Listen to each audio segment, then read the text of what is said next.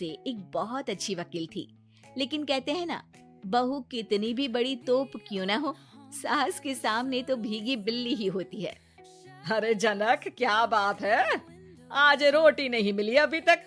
ये तेरा कोर्ट नहीं है जो आज फैसला ना हुआ तो कल की तारीख मिल जाए। रोटी तो रोज वक्त में चाहिए। हाँ माँ जी, रोटी तो कब की बन गई। मैंने आपको कहा तो खाना खाने के लिए, आपने शायद सुना नहीं होगा। ओहो, जज नहीं हूँ मैं तेरे कोर्ट की, सास हूँ सास। कोई दलील फालतू की मत देना यहाँ। बहुत जानती हूँ मैं इन वकीलों को, अपनी बात ऊपर रखने के लिए झूठ बोलने में जरा भी नहीं सोचते। तभी वहाँ जनक के ससुर आ जाते हैं। अरे भाग्यवान, क्यों बेचारी के काम को कोसती रहती है हमेशा। मैं भी तो था वहाँ जब ये आई थी तुझे रोटी खाने को बुलाने के लिए। सास को तो अब गुस्सा आ जाता है कि कैसे किसी ने बहू की साइड ले ली। अरे वाह जी वाह, वो तो मैं जानती थी कि कोई ना कोई गवाह तो ये पेश कर ही देगी। पर मैं तो अब सीधा खाना खाकर सोने जाऊंगी।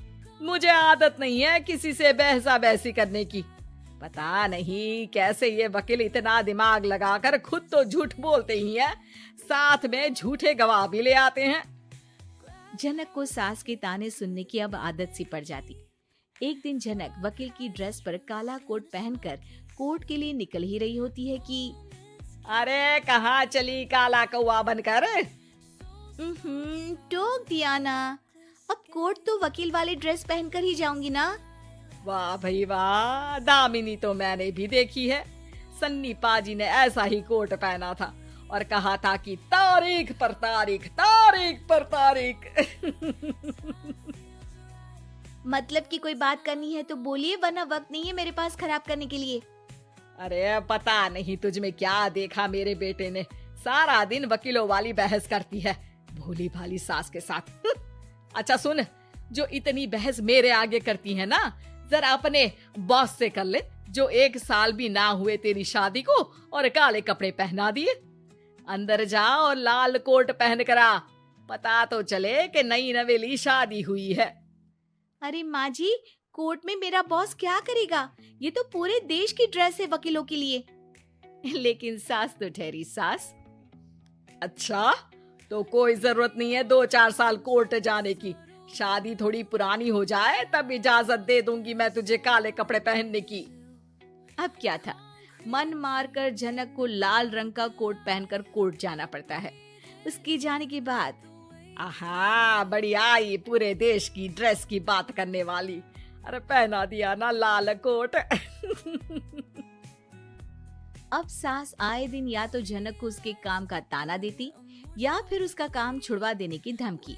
तंग आकर एक दिन जनक पति से कहती है, मैं सोच रही हूँ कि कोर्ट जाना बंद ही कर दूं। अरे क्यों यार, इतना अच्छा करियर है, क्यों छोड़ने की सोच रही हो? अरे लाल रंग का कोट पहनकर जाना पड़ता है। हर बात पर सास ताना देती है कि वकील तेज होते हैं, सवाल जवाब करते हैं, झूठी दलीलें देते हैं। अरे तो ठीक है ना, वो जो कहती है अपनी समझ से कहती है, लेकिन तुमको तो पता है ना कि सच्चाई क्या है। जनक को पति की बात से हौसला मिलता है कि तभी घर पर कुछ लोग आ जाते हैं।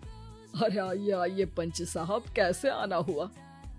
अरे भाई साहब, सुना है कि आपकी बहू वकील है। तभी वहाँ सास आ जाती है। हाँ है तो, लेकिन क्या हुआ, फिर कहीं बहस कराई क्या? अरे हम तो खुद दुखी है उसके व्यवहार से। अरे भाभी जी, आपको तो पूरा मोहल्ला जानता है कि आप कितना बोलती है। फिर हम यहाँ बहू रानी की कोई शिकायत नहीं, बल्कि अपनी परेशानी लेकर आए हैं। ससुर जी खुश हो जाते हैं। हाँ हाँ, मैं अभी बहू को बुलाता हूँ। जनक वहाँ आती है, सबको नमस्ते करके बैठ जाती है। बहू रानी, हमारे गांव में बड़ी मुसीबत आ गई है। अब तो पूरे गांव की जिम्मेदारी मानो तुम्हारे कंधों पर है। अरे ना ना, इससे तो घर की जिम्मेदारी पूरी नहीं होती, ये गांव की जिम्मेदारी क्या लेगी? भाभी जी, आप चुप हो जाओ, यहाँ पढ़े लिखे लोगों की बात हो रही है। आप जाओ, जरा रसोई से सबके लिए चाय लेकर आओ। मैं कॉफी लूंगी। हाँ हाँ, वकील साहिबा के लिए कॉफी। सास सर पैर सब पटक कर वहाँ से निकल जाती है।